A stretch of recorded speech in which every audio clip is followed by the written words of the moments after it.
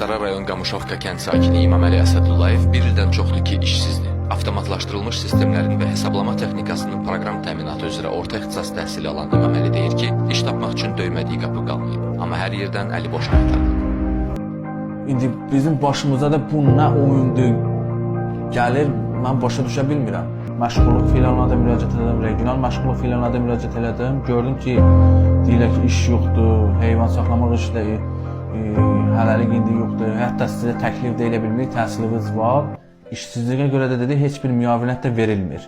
Onlar mənə belə deyirlər, mənim onlara sualım belədir ki, necə yaşayıq, bəs necə yaşayıq? Çətinliklə yaşayırıq, əzab-əziyyətlə yaşayırıq. Atam da fəhlədir. Fəhləlik harada olur, gedir işləyir. Mən də gərək işləməliyəm də. Sabah atamın başına, yəni bir iş gəlsə, nə olar? Gərək adam işləməlidir də axır. Kənd bələdiyyə sədrinin balasına iş var, biz kasıbın təhsili balasına iş yoxdur. İşsizlikdən əziyyət çəkirik.